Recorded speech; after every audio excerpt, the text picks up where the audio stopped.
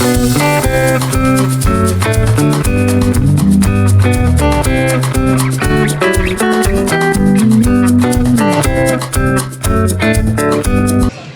everyone to another exciting vlog with the Travel with Chandrajit channel. This is Chandrajit. We are right now in the Fort Lauderdale airport, flying to Denver, Colorado. This is our first time visit to Denver, Colorado. So we are at Fort Lauderdale airport right now. It's just outside the security area. We just did the security, came out, and then we have to wait a little bit before we board the plane. I'll show you the runway right across where you're sitting. There are Southwest Airlines, Allegiant Airlines.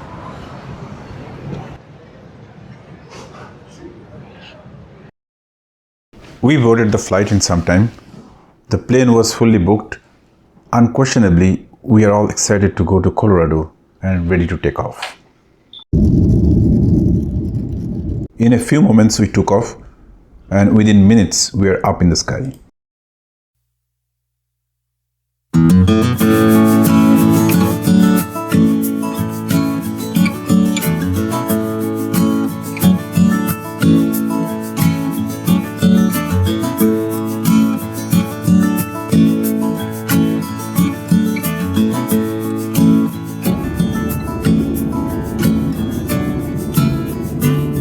After staying in the kingdom of sky and cloud for about 4 hours, we were finally ready to land at the Denver airport.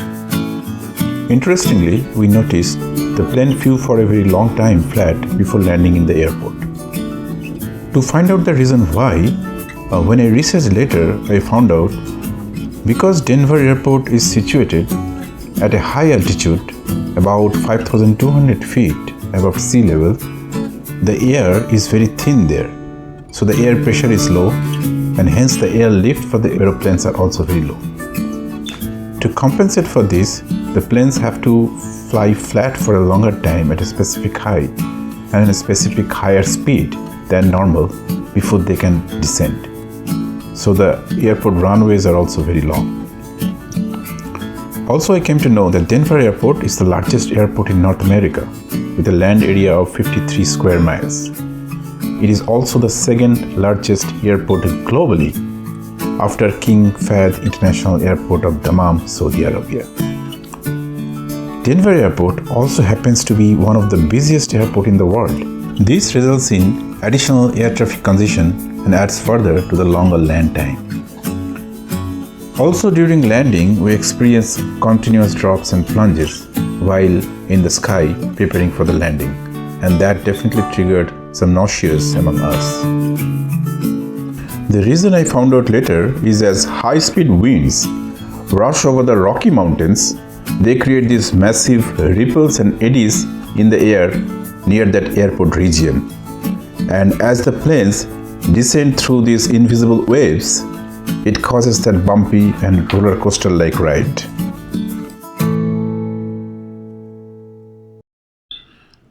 Finally, after getting down at the airport, we collected our luggage and then we headed for the car rental pickup. So this is different. We don't get the rental car right in the airport. We have to take a shuttle. So from the airport, we came out and then we have to take this shuttle to go to the enterprise rental car section. This is totally different. I've never seen this in any of the airport before. Normally you get the rental car in the airport, or you have to take a train or something like the shuttle train inside the airport to go to the rental car place. But here they are providing, each company, like all the different rental car companies, providing a shuttle, free shuttle here, that you have to catch and go to the rental car spot. I think it's about 10 minutes from this place. After picking up our rental car, we reached the Airbnb. Finally, we reached the Airbnb where we have booked our stay for a few days. So this is the community that we have, the Airbnb.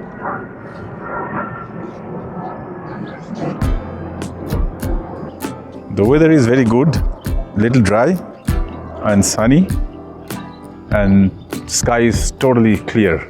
The weather is really dry. You don't feel the humidity or the heaviness in the air at all. And very quiet. The height of Denver city is around 5,280 feet above sea level, which equates to 1 mile. So that is the reason Denver is also known as the Mile High City. It was very interesting for us to know that. And although it sits so high, it is not really sitting on top or sides of the mountain. Rather, it is in a plateau or valley, and proper mountain is around 2-3 hours drive out. It does get very cold in the winter along with snows, although it does not have the heaviest snow like few of the other places in USA. And the city boasts of around 300 days of clear skies all through the year. Denver is one of the few US cities to host 6 professional sports teams, including NFL's Broncos, NBA's Nuggets, and MLB's Rockies. Denver's thinner air causes the sun to feel warmer and acts as a major selling point for its active outdoor-centric life. But that also means you need to constantly drink water to stay hydrated, as weather is super dry there. And also you have to apply sunscreens often to protect from the harmful UV rays. Denver was founded in 1858 during the Pikes Peak Gold Rush time. It started as a small frontier mining camp, but later it transitioned as a major supply hub for the mountain prospectors. And eventually it became a cosmopolitan city in the USA.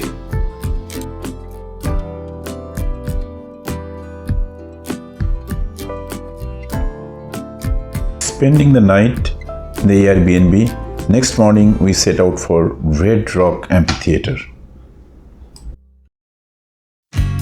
Red Rock Amphitheater is located at about 15 miles southwest of Denver downtown. On the way, we got first glimpses of some hills of Rocky Mountain on and off. Some hills were full of vegetation, trees and greeneries, while some other rocks were totally bare without any trace of any trees.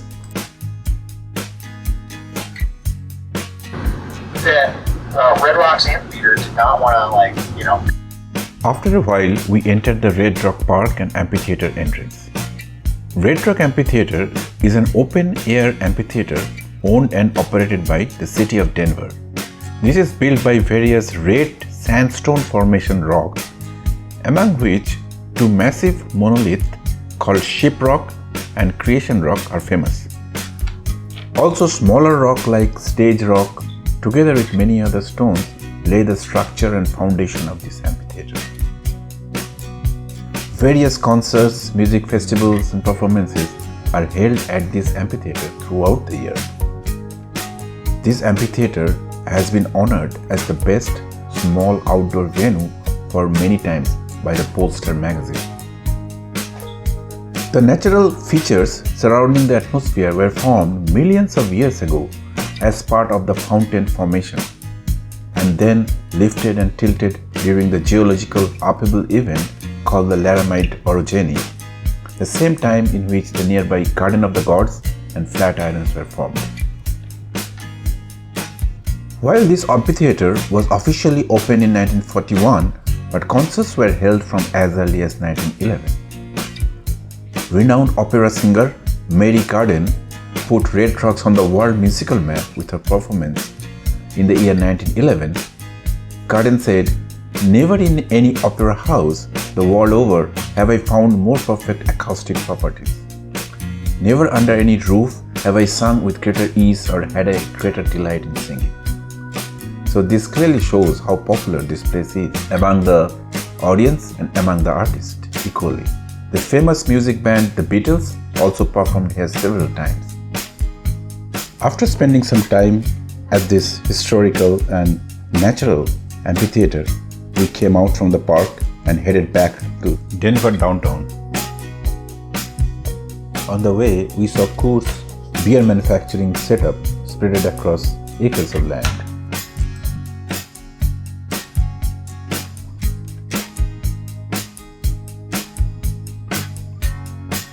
While entering the downtown, we got some beautiful glimpses of the downtown skyline of Denver. Denver downtown has two prominent, vibrant districts. One is called Lodo, which means lower downtown, and another is called Rhino, the River North District. Lodo, or the lower downtown, is the high-end, polished and vibrant portion of the city, while Rhino or Reno is the artistic, more industrial part of the city.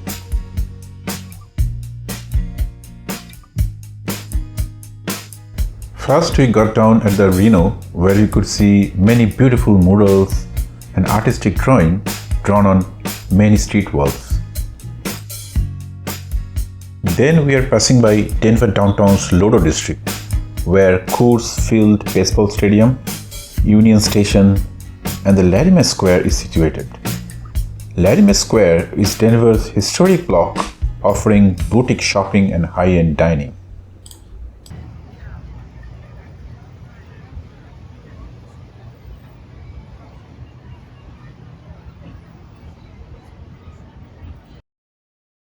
After this, we headed for riding the Denver Trolley. On the way, we got some beautiful glimpses of the skyline of the downtown, sharing those videos with you.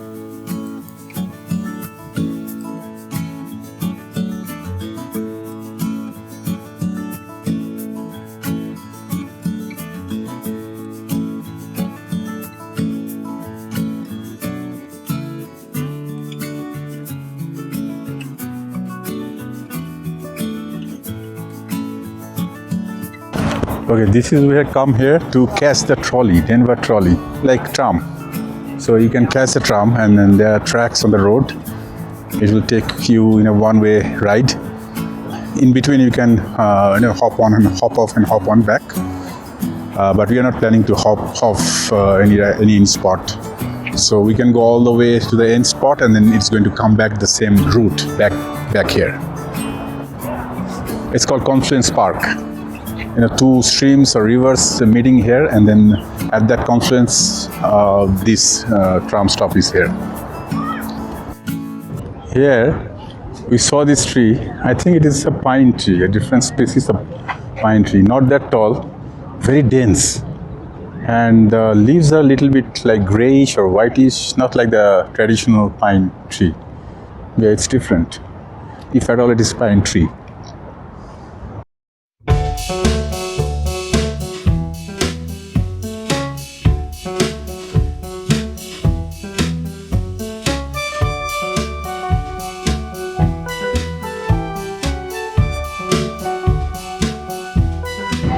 We have the South Platte that you're looking at right there.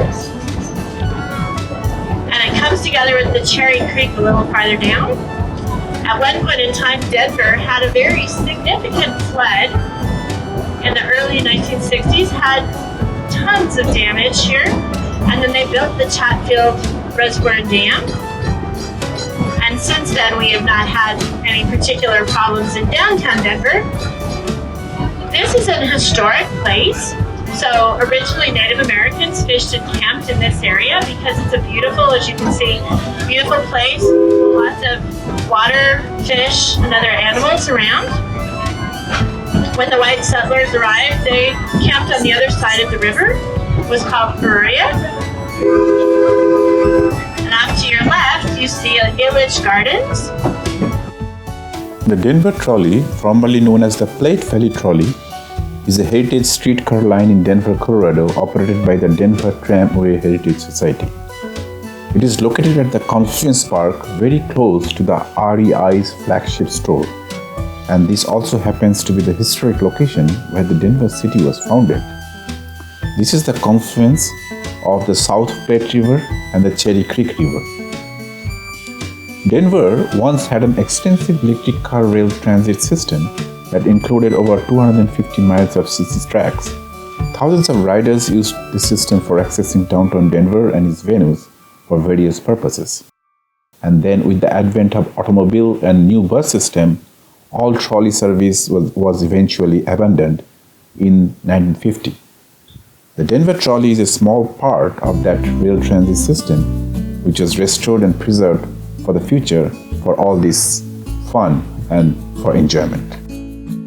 We went all the way at the end in the trolley that he could go, and then we came back to the same spot where we boarded the trolley.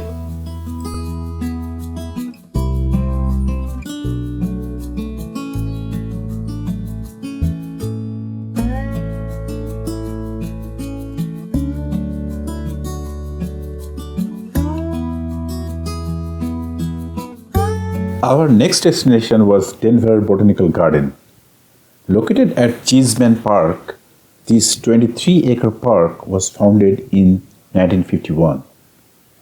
It has an amazing collection of theme gardens and a variety of botanical species.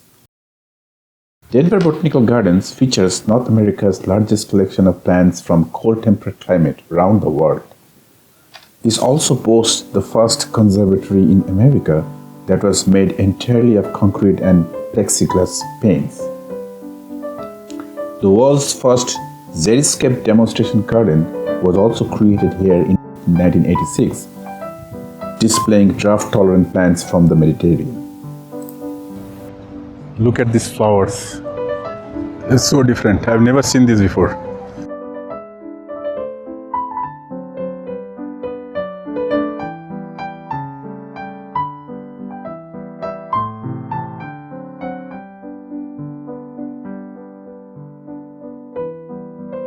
I think these are sage. This is the agave.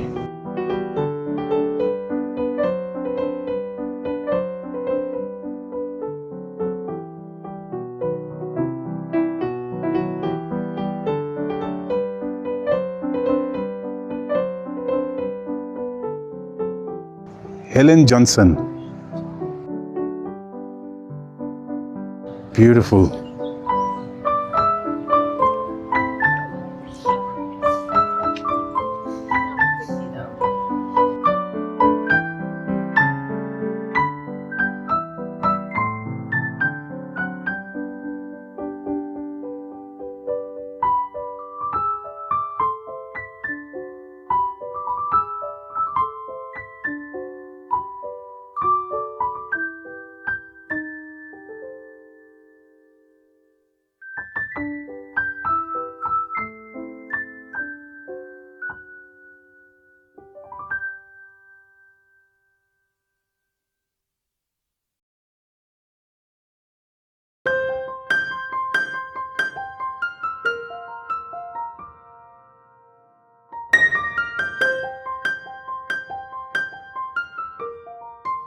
Little bunny.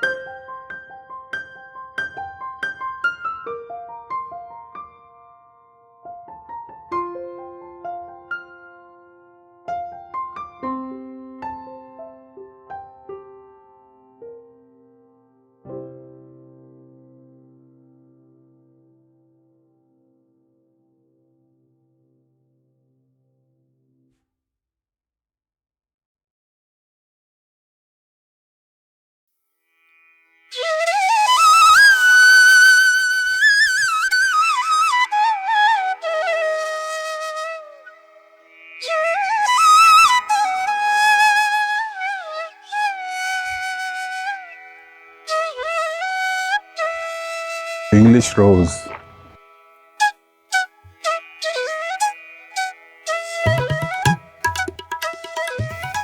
This way, we started exploring the vast collection of the garden, from rose garden with variety of roses to agave, sage, and various other perennials on one side, to Japanese garden, tropical section of the garden, cactus and succulents on the other side.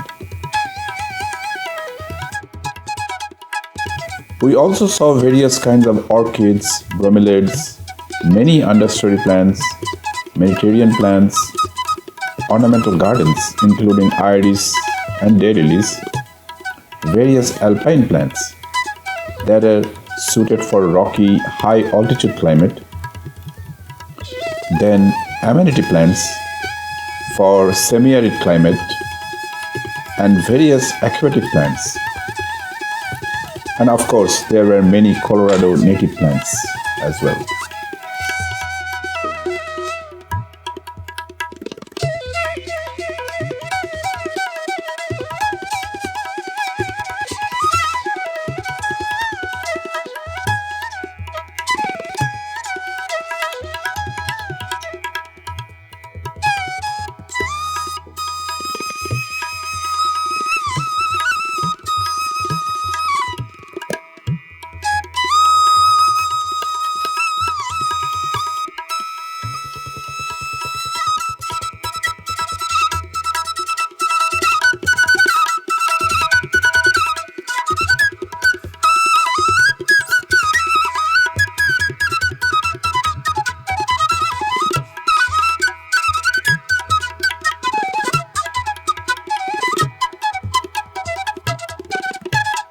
Called umbrella plant,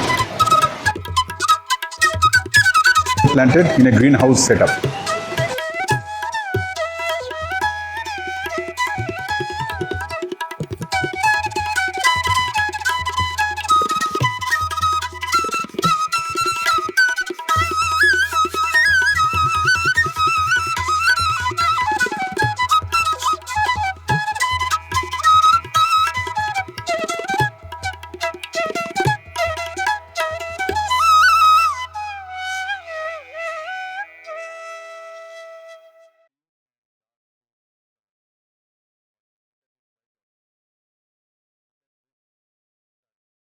This is called Pucherima alba.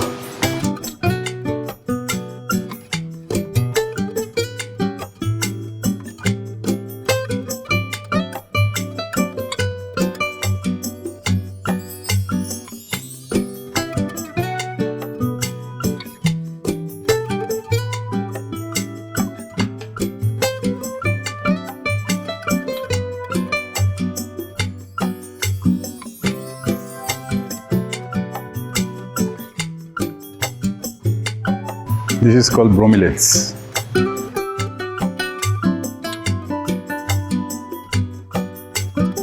And this is, I think, the corn plant. This is kind of Calthea, I think, a prayer plant. All bromeliads.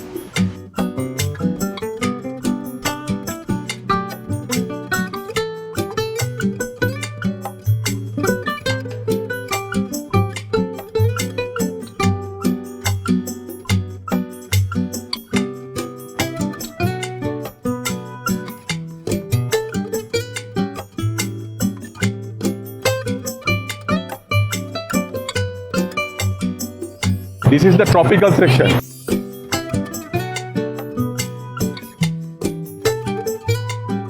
Banana.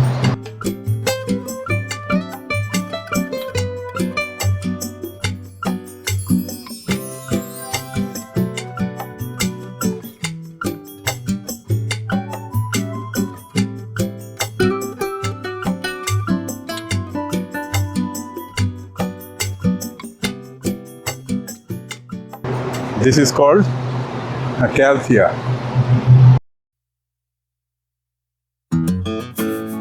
Oh, look at this plant. Like a bird flying.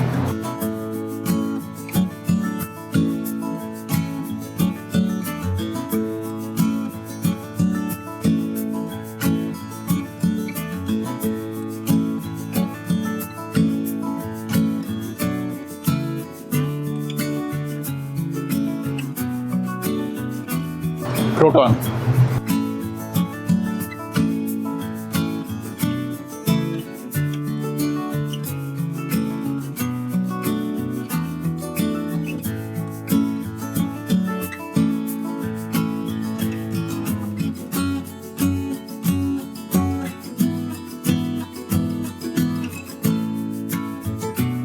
Arrow. Halcosia. Calcosia.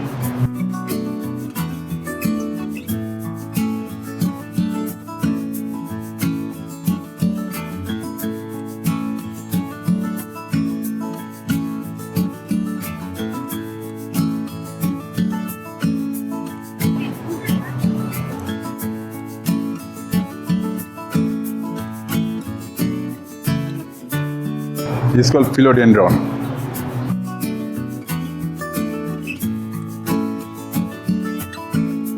This is a variety of croton.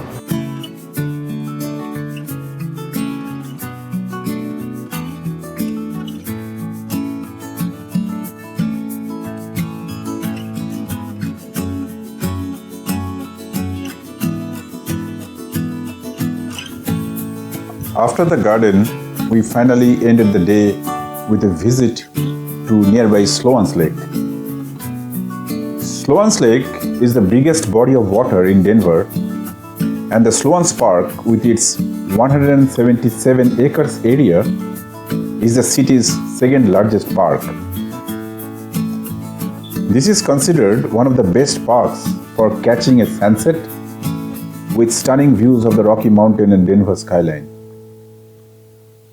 Each July, Sloan's Lake hosts the two-day Colorado Dragon Boat Festival, which is regarded as one of the best festivals in Denver.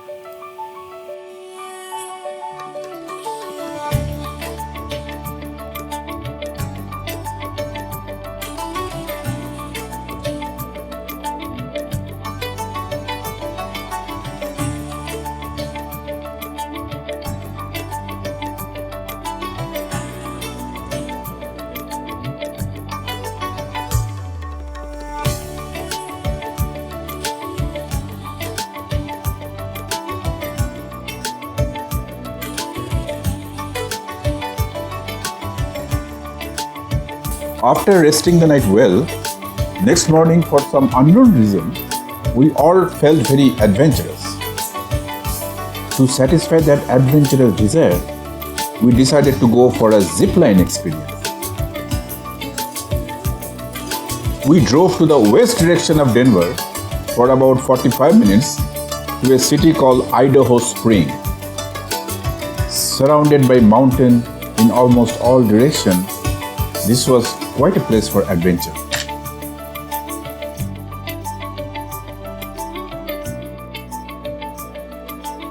As we are traveling, the beautiful sights of mountain, the rocks and the hills in different directions were surprising us with all its glory. For the first time, we saw the famous Rocky Mountain. And to be honest, it truly rocked our mind with its grandeur and beauty.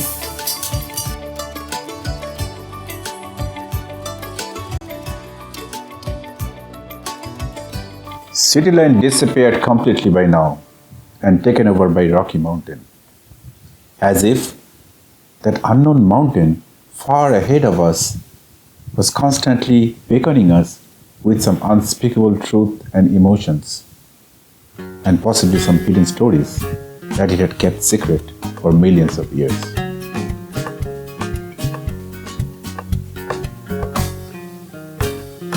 Igniting our imagination and responding to that magnetic call of this mountain, we sped our car fast to reach them as early as we could.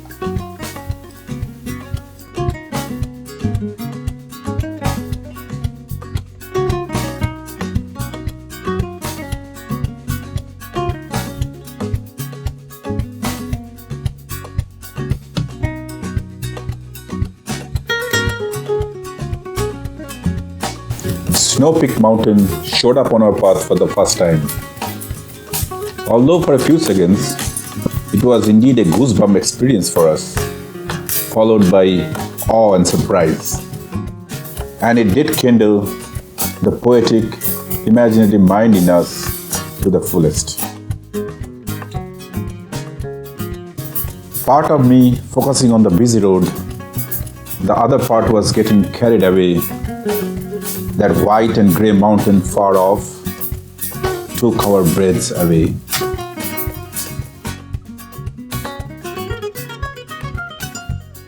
We got down at Ava Zipline to experience our first ever outdoor zipline in Colorado's Rocky Mountain. Although we had a little indoor zipline experience before with some thrills, twists and turns, but doing it outdoor in such a mountain setting was quite a thing for all of us. Now we have reached the zipline tour. This is called Ava Zipline Tour, right in the 70 Interstate Junction.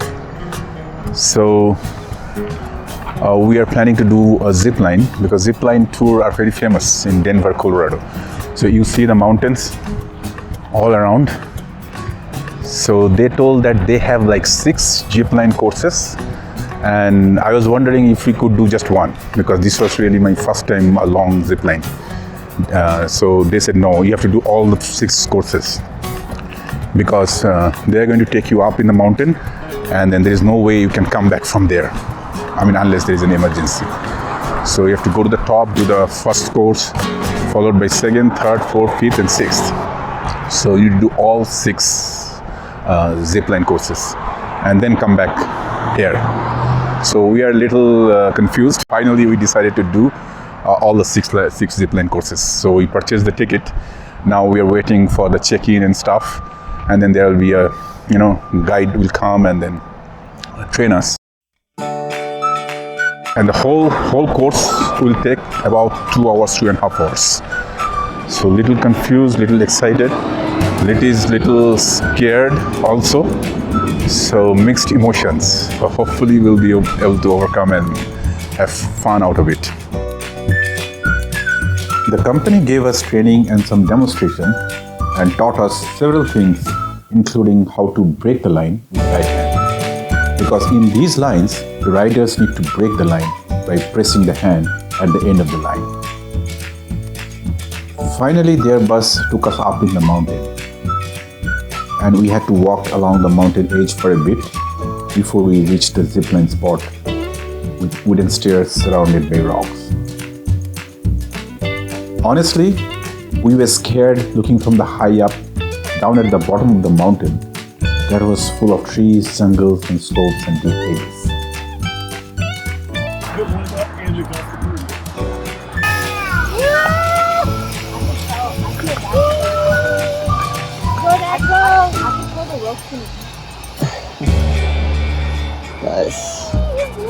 Closing my eyes and gathering courage, finally I completed my first line with some excitement and of course with some fear.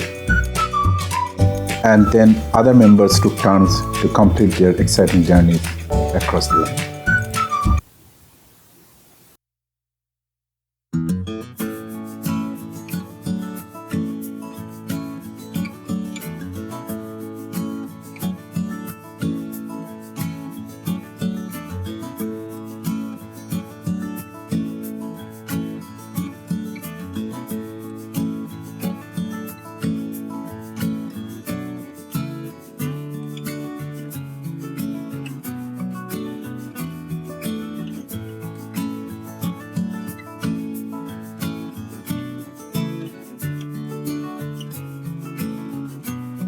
First time, so fear.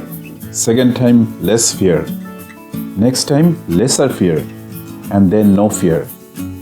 That philosophy worked to some extent for us while we completed the remaining 5 lines.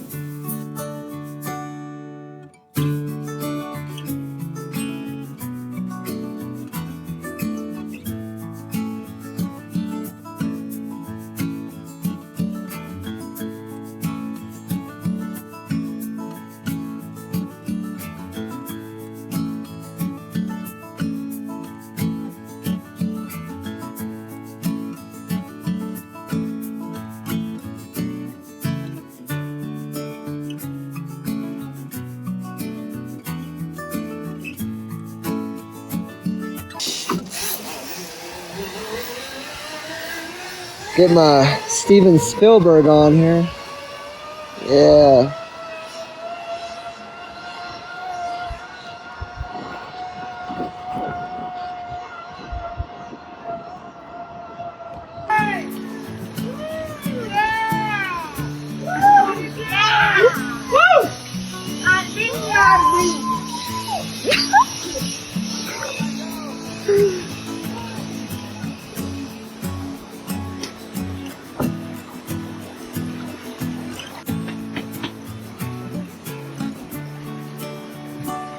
Bro.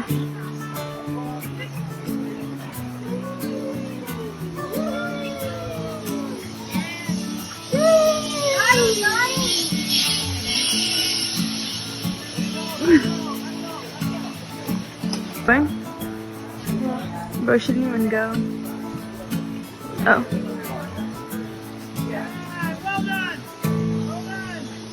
Yes, Mom! Mom, let's go!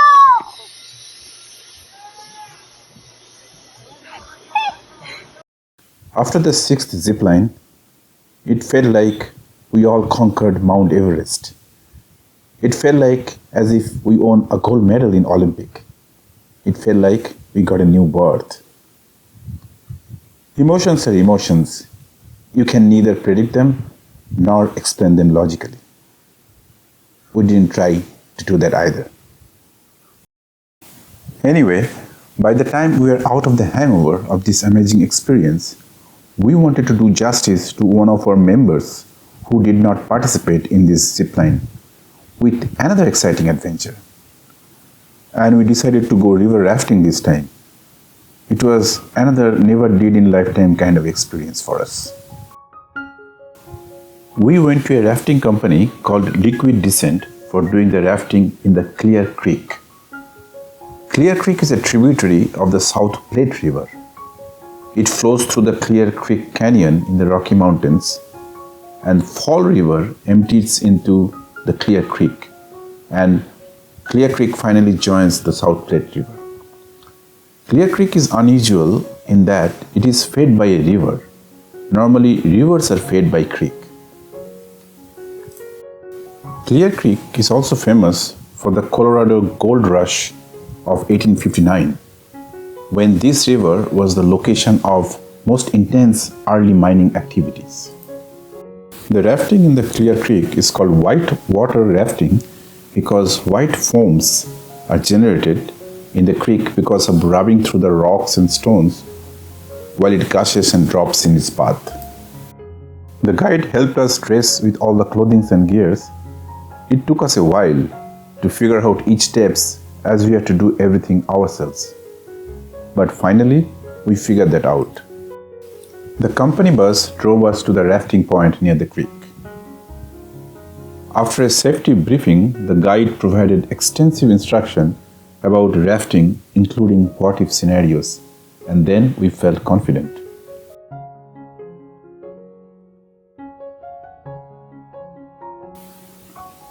Finally, together, we all took the raft into the creek, and before we realized, we started sailing. Or rather, should I say, we started whitewater rafting. What a thrilling experience was it for all of us. Right in the mountain creek, about maybe 8,000 feet high or more. No one around. We started sailing in the strong current of the creek. Sometimes slow, sometimes super fast, and sometimes reaching to the point of tipping, and sometimes getting caught up in the strong rapids. The guide helped us navigate each situation by instructing us when to paddle and when not to.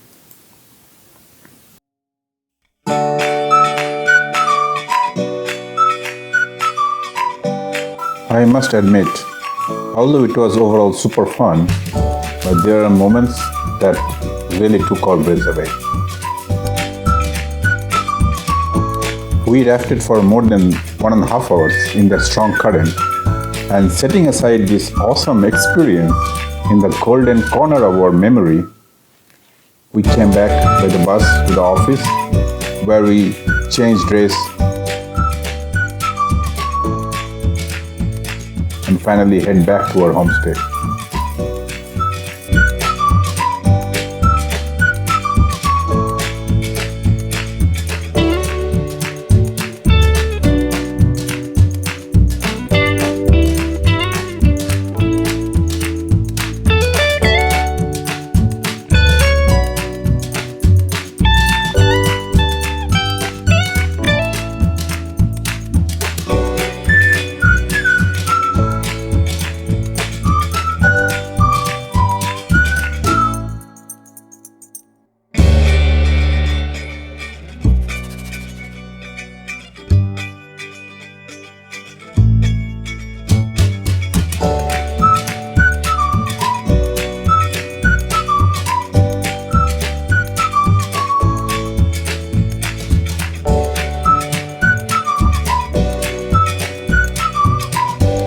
The Hot Sulphur Springs Resort and Spa is a historic geothermal mineral resort located in Grant County, Colorado. Located about 97 miles northwest of Denver, it features 20 plus natural mineral pools with temperatures ranging from 98 degree to 112 degree Fahrenheit. Next morning, our destination was this hot spring, and it took us almost 2.5 hours to get there.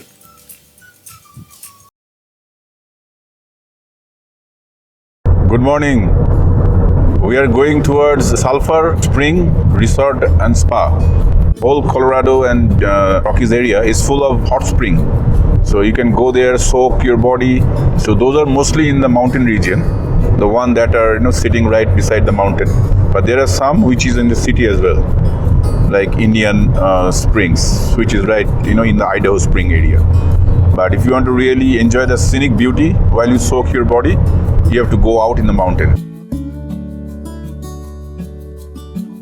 Another thing I learned that more and more you cross these mountains, you are going to get another mountain, no matter how far you go. So it's like spread over thousands and thousands of miles. And then the weather is different. Weather is not the same in all the mountain range. If you go further south, you get one kind of weather. Go further north, maybe further deep in the west, you get different weathers. Like some places are arid, hot, dry, and cold, and rainy. So a lot of storms comes in the mountain region.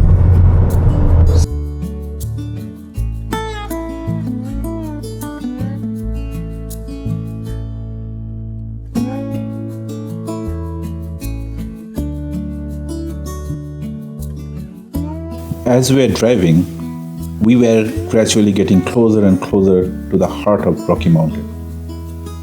And we are passing by some of the most unprecedented sceneries that we really couldn't resist capturing.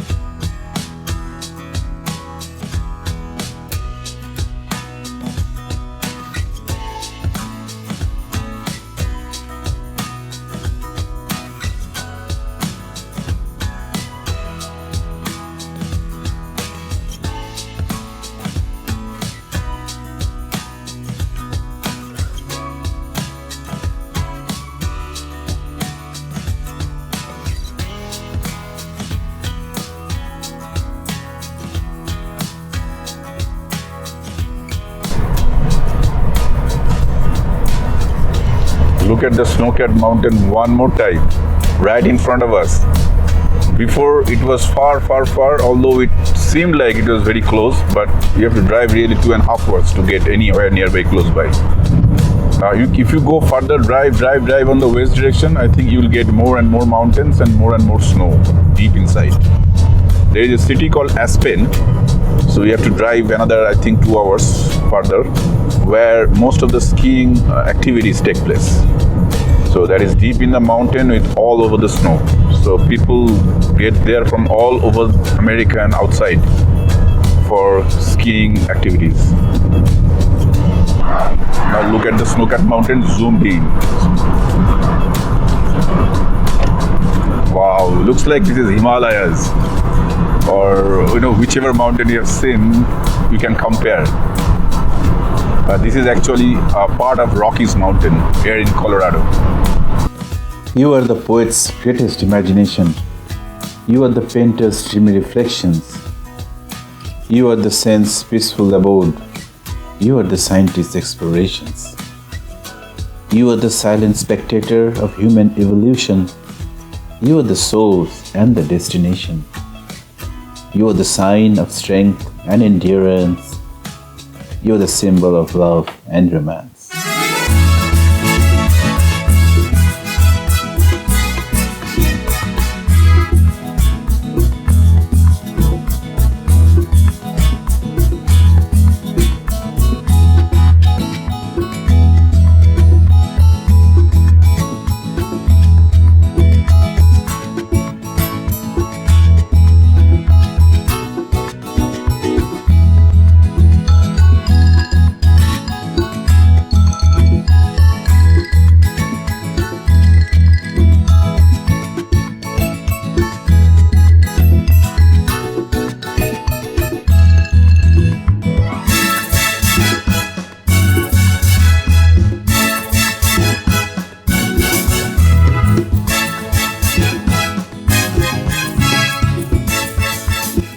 As we continued to drive, many mountains in different forms and colors appeared before us and disappeared, as if they were saying loud to us that there is no end of mountain in this mountain land.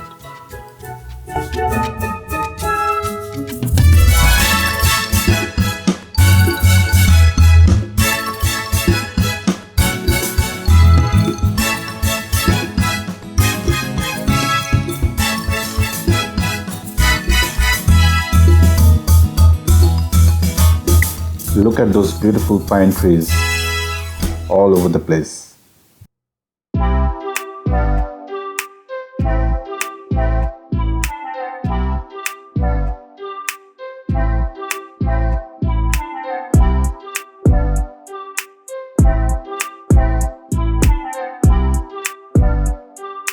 Look at the snow, mountain, beautiful landscape. So Mother Nature has given us so many things in various ways. Snow, mountain, trees, forest, whatnot and whatnot. We cannot even imagine that.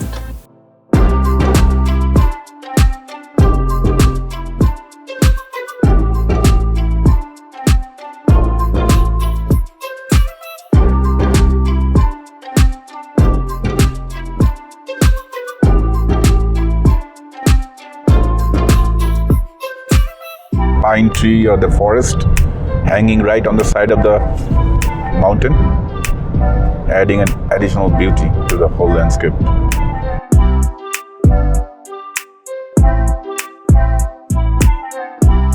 We have entered the Grand County.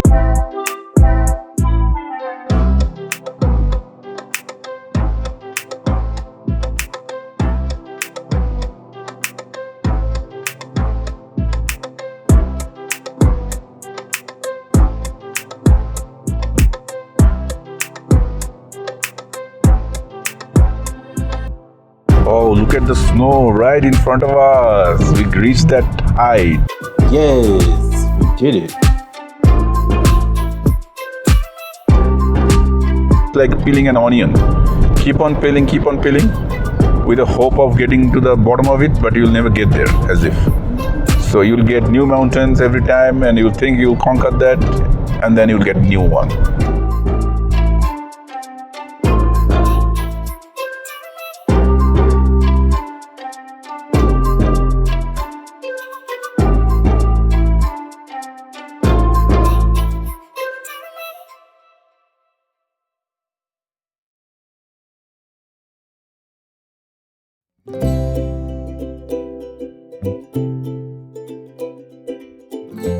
So we came to a nice little town. It's called Winter Park Town. County is Grand Park County. Just sitting in the base of the mountain, they created this little town with all the amenities.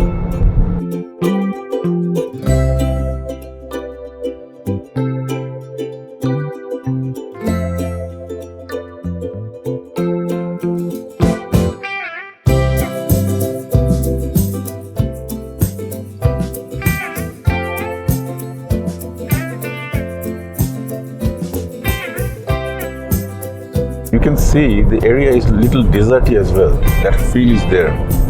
So the weather is also arid and very deserty. I can feel that. So huge. It's a huge area. So finally we reached the Hot Sulphur Springs Resort. This is the entrance. And you have mountain like every direction.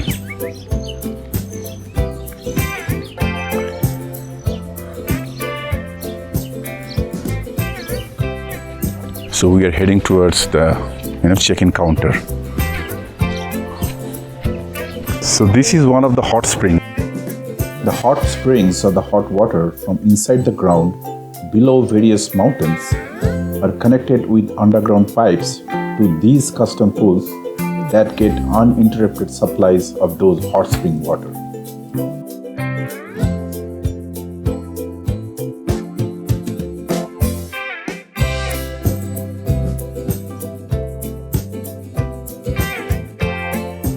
These are underground, water like that sits beneath the mountain, like below the mountain, within the ground. There are like hot water, and they springs out. And then they are taken through underground pipes, and then they are connected to these pools. So all these pools are connected to those underground pipes that is eventually connecting to the base of the mountain, which is drawing those hot water from beneath the surface of Earth, from the crust of Mother Earth. So there are 20 plus pools. So we are going to go, some of them at least, and soak our body in these. So we are right in the pool, the hot mineral hot springs pools. They're hot, and the temperature of all these pools is written in every pool. Every pool has a different temperature. So depending on how much you can tolerate, you can get inside.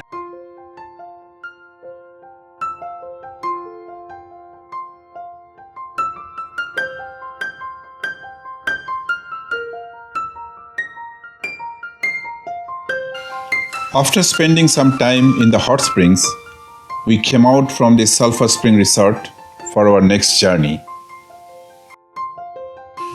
Today I am finishing my vlog here and will come with a new episode for covering rest of our journey in Colorado. I sincerely hope you all liked it, and if I have shown anything wrong or said anything wrong or improper or inappropriate in this video, my sincere apology to you all. My best wishes for you all. I wish you all stay healthy, happy, blessed, and stay with us in this journey. Thank you.